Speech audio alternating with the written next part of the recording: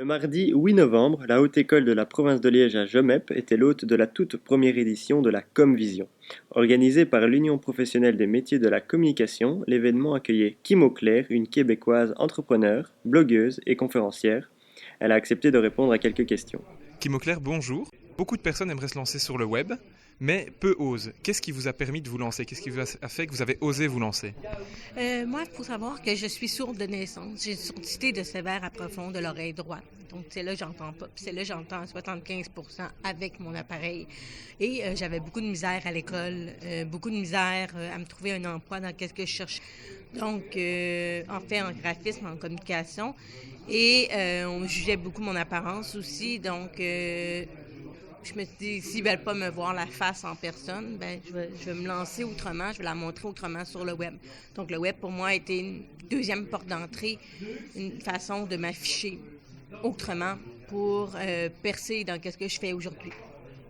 Et est-ce que pour vous, le système scolaire actuel est bien pour permettre justement aux jeunes de s'habituer à cette réalité Internet? Moi, je veux parler de la version québécoise. J'ai engagé ma première employée l'an passé.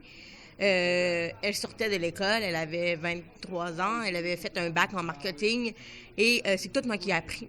Donc, je dirais que l'école prépare, donne des outils de base, mais ne montre pas la réalité du web. Les étudiants doivent se lancer le plus tôt possible pour justement apprendre par essai-erreur, se faire bâtir leur propre chemin.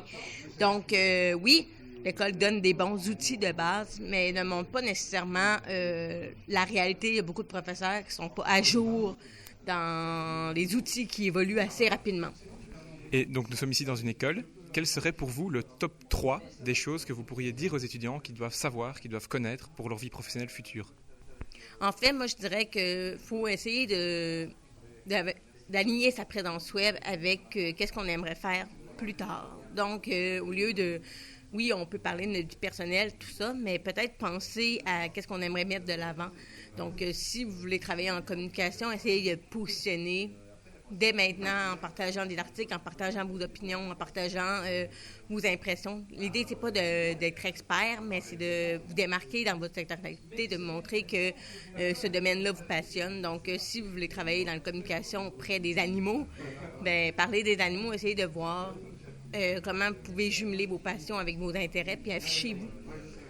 Donc, les employeurs vont trouver ça intéressant que non seulement vous avez été capable de vous démarquer dans votre secteur d'activité, mais capable de bâtir un auditoire autour de vos intérêts.